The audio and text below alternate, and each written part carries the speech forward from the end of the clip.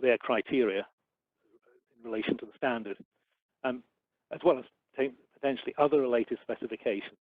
And based on that result, they will allow the device to carry the certification mark. So that's what you're probably all familiar when you see the Wi-Fi logo. That actually comes from a different organization, which is the Wi-Fi Alliance. Noted, founded in 1999, 500 members, 50,000 products certified now since 2000, I believe. And another area that the Alliance does is market messaging. So this allows various competing organizations, companies to come together to provide a common marketing message to promote Wi-Fi in competition, basically, to the other available standard wireless technology. Now, this is one very interesting thing that happened is that 802.11 and Wi-Fi, it was a standard that defined the future, but I don't think anybody knew the future they were defining when they were doing it. Originally, 802.11 standards development is very much a kind of a balance of three areas: technology, economics, and politics. And when I mention politics here, I'm going to say that it's the big P for politics and the small p, which I'll come on to in a moment. But some might imagine that when we develop an IEEE standard, that it's the absolute cutting edge technology that you could possibly think of. But in fact, it's more a compromise, a balance between technological innovation and the cost of implementing the product. I mean, at an extreme, you could probably do anything within reason if you had an unlimited budget, but that wouldn't probably make a very successful product in the marketplace because it would be far too costly. So you have to make the balance of where technology is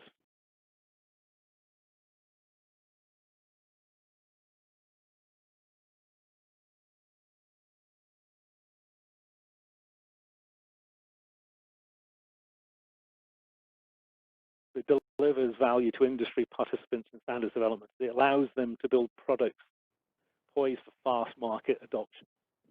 Again, if it's far too costly and you're going to have to wait for 3 or 4 years for it to come down the cost curve before it's going to be successful, maybe finding a different approach and a different balance between technology and economics would be a better idea.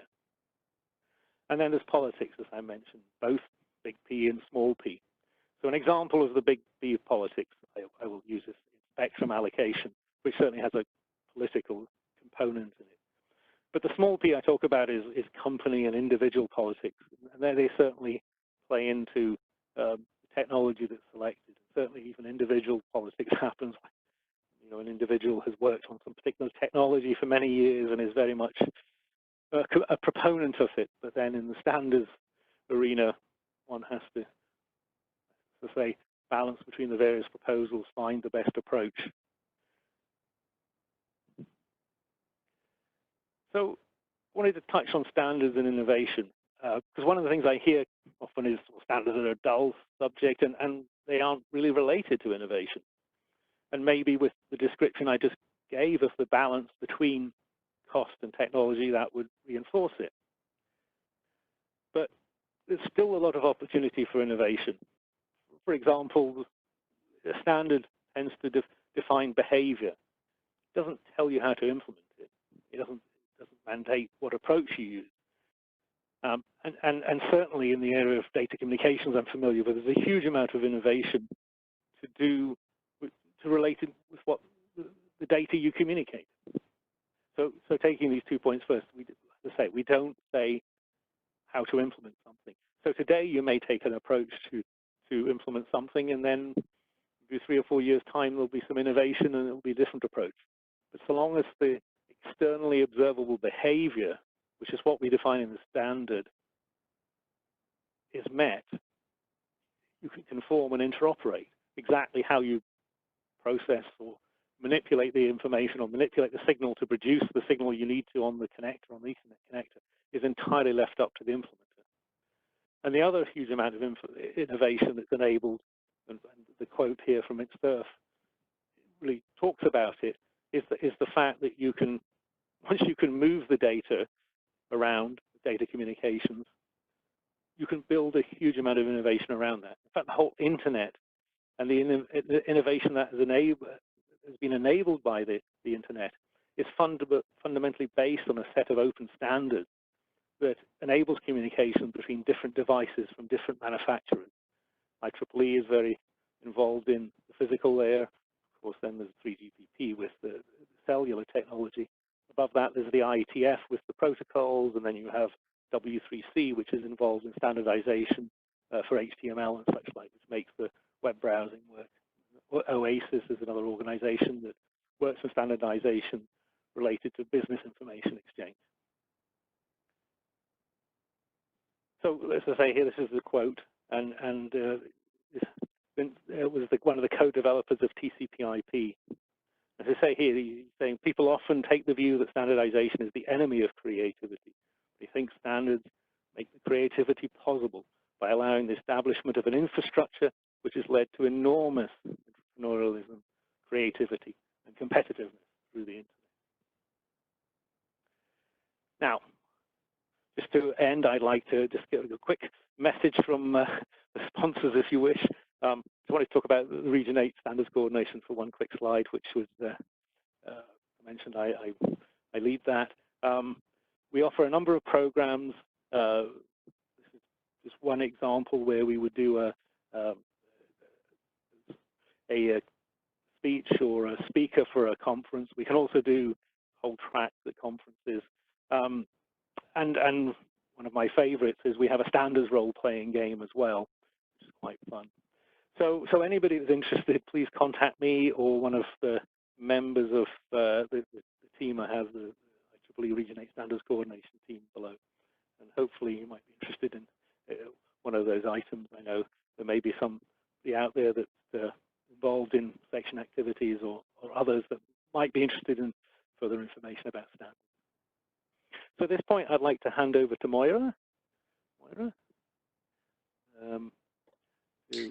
Thank you, David. Give an introduction on IEEE SA. Okay, thank you. Hopefully you can get the screen. I will just start projecting my slides here.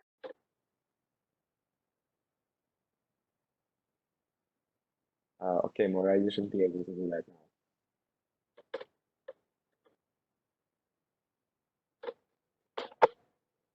All right, do you see my slides? Only black screen for now. Oh, okay, one moment. I think I know what's missing. I'm not yet projecting.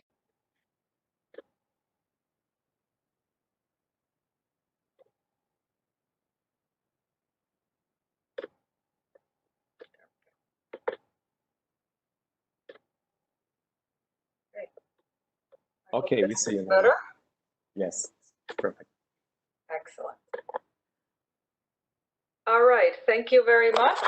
And thank you, David, for providing this great introduction of standards and how standards work, and really laying the foundation of what standards are all about.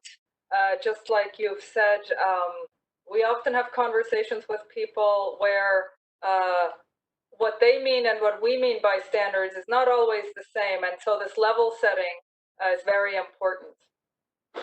I work for the IEEE Standards Association, and I have several roles. So community engagement is one of my roles, and I have for many years been also engaging with the Region 8 community more specifically, and doing outreach and working with David on some standards related program for Region 8. But I also do more broader market engagement activities and support some other programs, and I will be speaking about some of those here. But I will just give a brief introduction about IEEE Standards Association more specifically. And of course, you know that IEEE SA is part of IEEE, the world's largest professional association for advancing technology for humanity. And this slide really shows the breadth of what we do. As IEEE members in Region 8, you know, of course, a lot of these statistics already of IEEE's global engagement of the 46 technical societies and councils that IEEE does many conferences, publications, periodicals, and as David explained, standards. And we also have a lot of programs focusing on social impact. And in fact, I will speak a little more about that. But first, for context, the Standards Association is an organizational unit like MGA, the Member Geographic Activities Unit that Region 8 falls under, and like some of the other units that you see here. So we are our own organizational unit with our own board and governance structures. We have over 1,500 IEEE standards and projects. Projects means that they are currently under development. Once approved, we call them standards, and then they are fully sanctioned, approved documents. And we have about 7,500 individual members, 340 corporate members, but you see the number of global participants is much higher with over 34,000. And we are very proud of the fact that IEEE is very open and inclusive. And that means that in order to participate in the standards development process, membership is not a requirement. There are certain stages where it is a requirement, but a lot of standards contribution can be made even without being a formal member. So we really encourage engagement and participation. We also have agreements with a lot of organizations around the world, working, you know, to work towards mutual goals. So David already talked about how standards are the foundation for innovation and creativity. And I just want to highlight a little bit also the social impact side of it, because I think more and more there is awareness of how technology is an enabler of inclusion and of achieving many positive things. Also, in this period of COVID-19, where we are all at home, we are able to connect and stay in contact at many levels. So it is a great enabler, has great social impact. Of course, there are also things, though, that we need to address, risks that come with that. So we need to focus on digital intelligence, on ensuring people are aware of technology's great benefits, but also that they know how to use it safely, properly, kind of what the online environment entails. We also have, over the last few years, had a great emphasis on ethical AI systems. So on making sure that the designers of AI systems think in advance about some of the potential negative consequences that could come, or about how to make the user experience more safe, secure, user-controlled. So those are very important questions from a societal and from a human perspective.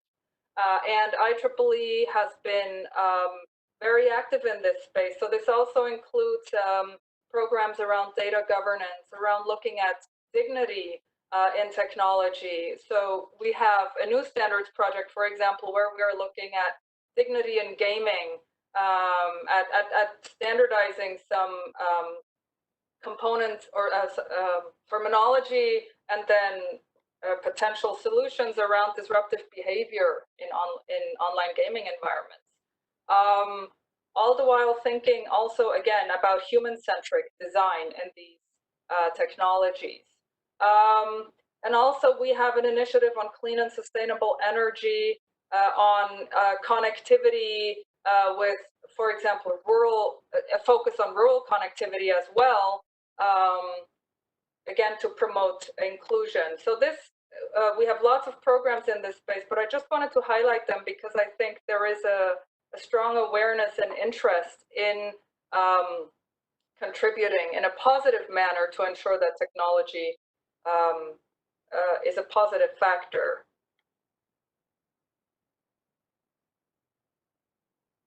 Now, more specifically to the programs that the IEEE Standards Association has, here is this wheel kind of shows a lot of specific programs and platforms. And the second one is standardization. David already talked about that very specifically.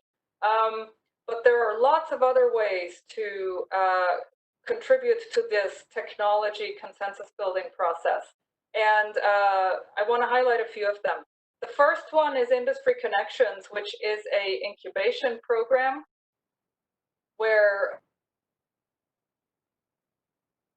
address technology challenges, but they may not be looking to develop a standard per se, but may be looking at other stakeholder or industry consensus building around that.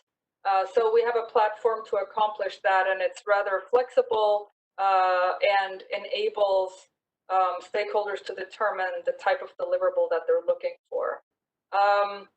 Another one that I want to highlight because it's, I think, still a very hot area is open source.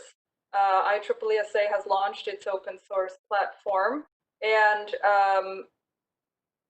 seeing how open source and standards can be integrated and synergistically coexist is very important, and we are really working on programs in that space, and think that will be an important growing area. And you see the rest of the programs. I don't want to highlight each one of them, but you know, happy to answer any questions if you are interested in learning more. But really, I also wanted to point out the IEEE SA has a very broad portfolio that kind of addresses the whole life cycle of industry needs and technologist needs in this space. And also some newer developments. Of course, IEEE is known for the electrotechnical space, the power and energy, the ICT. But in the standard space, we have some areas where we are really looking at expansion also into new communities. And I'm highlighting them here. It includes pharma and life sciences, mobility and automotive, agriculture, legal, healthcare. So in all of these spaces, of course, technology is foundational and is leading to streamlining these sectors. So there is an increased need to be working together with stakeholders from those sectors. So we are actively doing outreach in these spaces and have various programs there. And that is a way to reach new communities as well. And so just to conclude, you know, we actually rebranded last year, and this is how, you know, we really like to focus on raising the world standards. Standards are foundational and underlying, and we are very proud of our globally inclusive open process and how it contributes to innovation, public safety, health and well-being, and also a sustainable future. There's one other program that I want to mention. This is not specifically from standards, but I thought it might be of interest, especially maybe in the young professional community. So I wanted to quickly add this on. IEEE has a blended learning program, which is really a skills-focused program, looking at offering skills on several topics within IEEE's expertise. The courses are developed with, you know, peer-reviewed IEEE volunteers, so very highly rated in that sense, or trustworthy. We use the expertise within the IEEE community to develop these, and the goal is to bridge the gap between university education and industry needs. So again, they're very practically focused. And it's a mix of e-learning and hands-on lab work. So the attendees, they do a lot of their learning online. There is guided practice. There are interactive quizzes.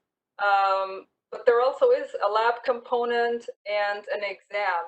So this program is very interesting, I think, in this skills building space. And this is just a snapshot of some of the courses. This is a growing program, but you see different topics from the very technical topics, VLSI, Wi-Fi, embedded IoT, but then also soft skills and IPR related courses. So can be very relevant for practicing engineers in various different fields. So thank you again. Thank you, Vinko, for inviting me to this webinar and giving me an opportunity to introduce IEEE SA and some of the programs we have. And with that, Vinko, I'll hand it back to you for questions. Thank you very much, Moira. Thank you also very much, David. I'm going to unmute all the participants now and then again, I think by now you should all be able to mute and unmute yourself. So if you wish, just unmute it and ask question by your voice, or you can type it in the questions and answers part. And for the people who are watching us over social media, you can also ask the question there and I will put it down. Yeah, so we have a first question from Almedi. Says IEEE has a huge impact on standards in the USA, while in Europe we use more of the IEC standards.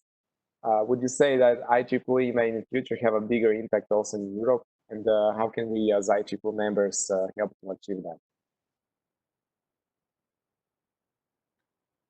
David, do you want to talk to maybe Wi-Fi and Ethernet first? I was just about to go there. Okay. So certainly in the area of ICT, IEEE has a huge impact because if you use Ethernet, that's an IEEE standard. If you use Wi-Fi, the basis of that is an IEEE standard. I would actually also note one of the other standards that I mentioned, or standards series that I mentioned, was 11073, standards for health informatics. So actually, they actually become EN. So the IEEE standard that's developed then gets adopted by IEC, I think JTC1, and then that in turn then becomes an EN, a European standard. So there's actually, and when you have those sort of adoptions, if you want to be involved in writing the standard, you need to go to the organization that is writing the original standard, because the adoption process is just, as it says, adopt them. So 11073 is another example. I think there's also a lot of cooperation actually between IEEE and IEC on the power engineering standards, although that's getting out of my area of expertise, I have to say. We also, in the area of ICT, there's the European Commission has an organization called the multi-stakeholder platform on ICT standards. And that to some extent is a recognition actually that when it comes to ICT standards, really the European standards system isn't the only way to influence those standards, and you need to communicate to a broader community. And that's how the Commission communicates its needs to this broader community of IEEE, W3C, etc. So I think there's already quite a lot in the area of ICT, certainly, that IEEE standards are important and influential in the partnerships we have.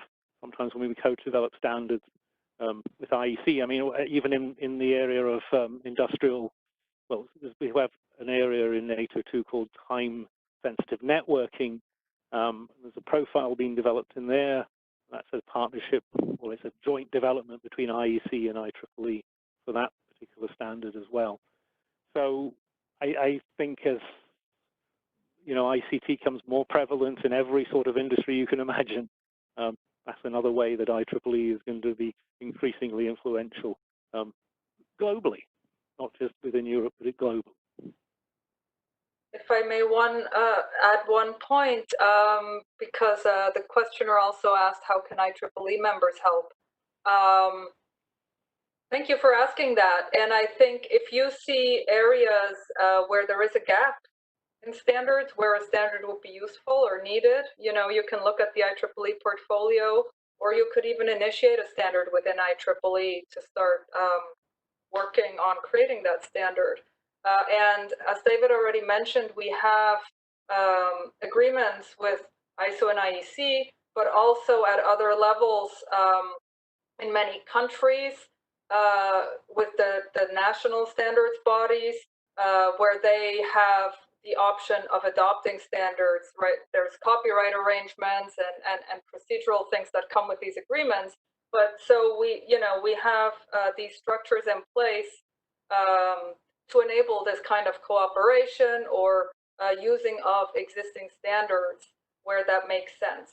So, you know, if you have any thoughts or ideas, let us know. Feel free to reach out, and we'll be happy to talk more. Thank you, Moira and David. Thank you also, Madeline, for your question. Well, it also seems to me that this is very much to do with the tradition. And in these terms, Europe is very traditional, I would say. But as David was mentioning, ICT is one of the new technologies. So every new technology that comes is a completely different perspective. And I think it's from start is becoming global, and the way how to all of us collaborate. And in this means, does IEEE collaborate with other associations that are relating to standards and so on? Is there any good practice to bring it to fore right now?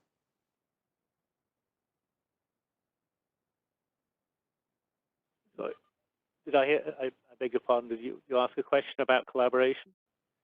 Yes, with other associations doing standards. Yes, yes.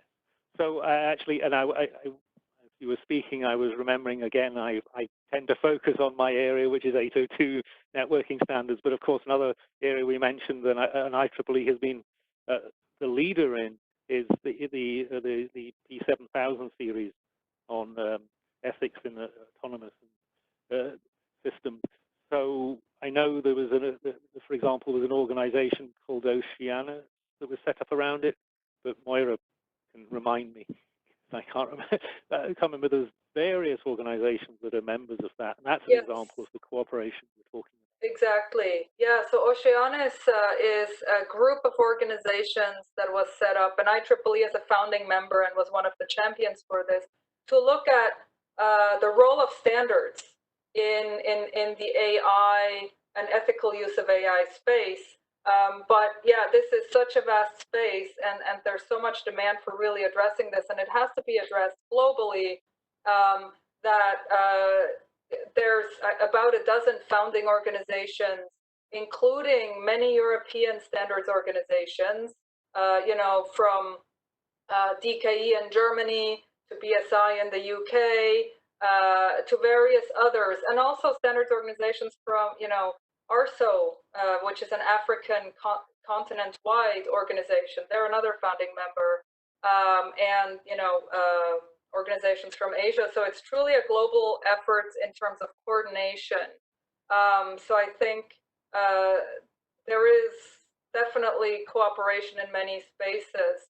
There also is, of course, cooperation kind of through liaison relationships at the technical level as well.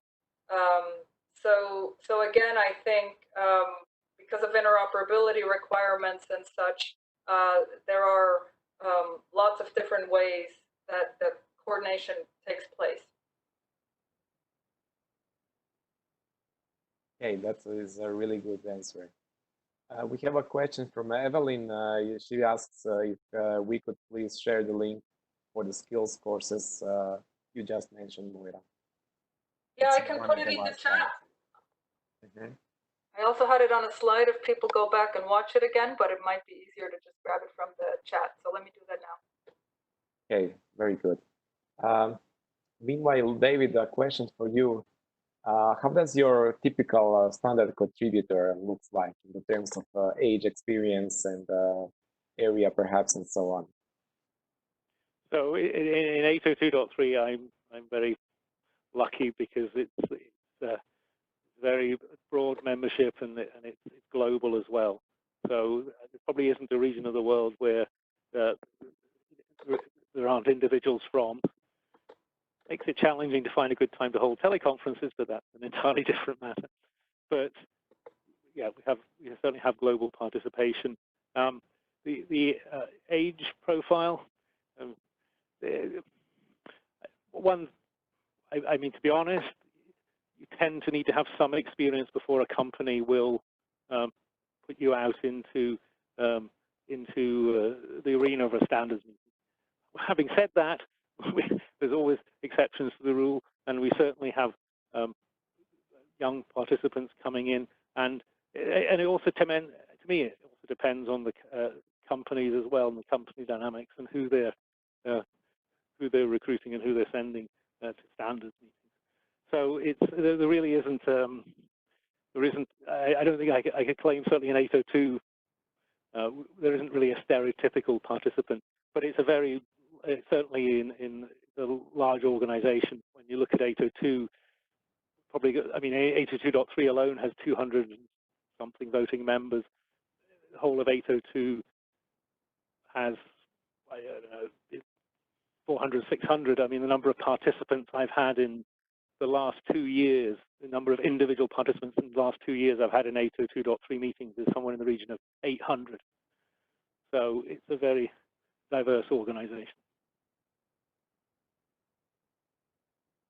Okay, and the sub-question, well, how can young professionals obviously join and contribute with participating in standards? So just a reference, we are, let's say, 15 years after our first degree. So that means we already have some technical experts in the field, or quite a renowned one. So for 802.3, which is my group, or in general, the general is it's to be fair, it's somewhat different how some groups work. So some groups have everything available publicly, some less so. So I can only speak of the 802 community really, which is I'm most familiar with. As far as we're concerned, everything is public, with the exception of the draft. And to be able to access the draft, you need to become a participant. And there is generally become a participant. It's just participate, and at that point, then you will get access to the draft. But every contribution we've had, every technical contribution we've had, the minutes of every meeting, they're all public. The email reflector where the discussions go on, they're public. You want to go and you want to contribute, you want to listen, you want to start by listening, go and join an email reflector and see the discussion. If you want to join any of our meetings, all our meetings are open. If you want to go to the 802.3 plenary next week, join the teleconference. If you want to go and discuss isolation for Ethernet, which is going on at this very moment, pop over to that call. It's all public. That's the best way to participate, is you can start engaging that way. And I mean, I was just working with a gentleman from the University of Catalonia yesterday who's never been to one of our meetings, happened to read one of our standards, saw an error in it, and he submitted a maintenance request to correct that. We will consider and process it, but that's how open we are. And that's actually another good point, is actually all the 822 standards 6 months after they're published are also available at no cost if you wish to review them.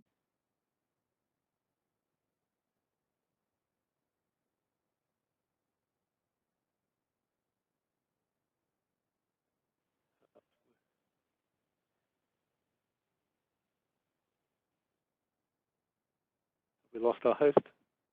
Yeah, looks like it. Oh dear. Oh. Let's hope his bandwidth comes back. Yes.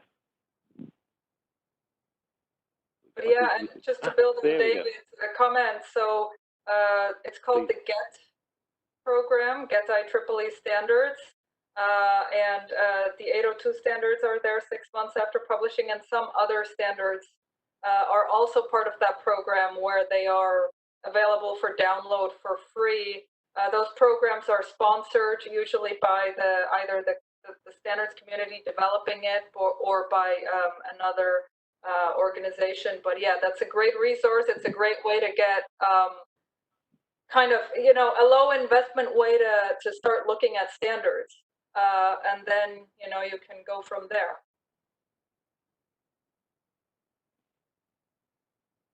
Okay, thank you. I was a little bit disconnected for a short while, but yeah, I heard most of your answers. So yeah, thank you for that. I was just out of curiosity. Do you know how many people do you have per standard? How many contributors and participants who participate in writing the standard? Just to give us impression about the numbers, size, and everything in this manner. So if I heard the question correctly, you were asking how many participate in writing standards? How many, the number of people who participate in writing the standard? So if you mean in IEEE SA overall, I believe it's 35,000, is it, Moira, if I remember correctly? Yeah, that's but if the you're overall. talking, yeah, if you're talking about individual standards, again, 802.3, we have like 200 voters, but we have, you know, various projects within that, and we can have some groups that are 30 or 40, some are more in the 100 region, but it will vary across the various standards that are being developed. Yeah, that's really a huge number indeed. And it seems like Moira was telling this part in her presentation very much, that these times are really new to us, these epidemics, pandemics, and everything regarding it. And a lot of ethical issues are happening right now, and also a lot of government reactions and so on. So how is it possible to transfer this knowledge to something that is impacting the society? What do you see? What is the evolving of this, and how we will adjust to it, and when it is gonna happen? How long does it will take to develop standards in these kind of things? And in general, your point of view with a little bit more words about this topic. Well, that's a big question. But let me add a few things to that. So yeah, so the standards work in this space. So ethics in AI, we have over a dozen standards projects under development, and actually the first one in this space was just approved and published. It's IEEE 7010, and it's a standard setting well-being metrics related to AI. And the thinking behind that is that you can't measure everything just in GDP or in dollars. You have to have a more holistic way of measuring impact and well-being. And so part of that ethics community looked at developing a standard for that. And there's various other standards in that group of standards, from standards on data governance and designing AI for privacy preserving methods, to developing machine readable terms of services, service terms, right? So that would make all of our lives easier if we had such a thing, where we have more agency in the service contracts we develop or we sign, we enter into with digital services. So these standards can then translate into larger impact. One, just by industry adoption, right? The standards are available to be implemented by anybody. And you know that these standards have gone through a very rigorous process. The IEEE standards process is very rigorous, open, balanced, transparent. It meets all of the, you know, the best practices of standardization that are also required under the WTO rules for trade and for standards to be considered, you know, global international standards. So the standards are of a high quality, of a high vetting, and can then be used. So one can rely on industry uptake.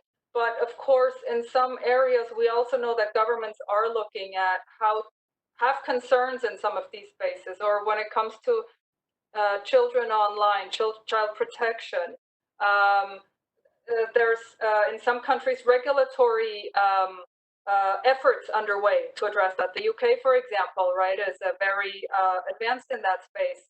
And how are standards useful in that context? well, regulators may not always have the technical expertise to translate their concerns, into the technological solutions and how to implement that. So again, in that way, policymakers and regulators can reference IEEE standards, to accomplish their goals. So there's actually a very important interplay there from the standards into the broader societal dynamics. And so IEEE standards are tools that can be used in many ways. And we do, in fact, also have an outreach program to inform governments of IEEE standards in this space, and that they are available and can help in solving some of these broader societal problems. And just to, maybe give a different example, in the energy space too, IEEE standards from, safety in energy environments, also to renewable energy, right? We're concerned about sustainability. So we have a standard in the renewable space that is getting more and more global uptake, and also interest from energy utilities and regulators around the world. So again, it's awareness of the standards and then implementation and referencing to it.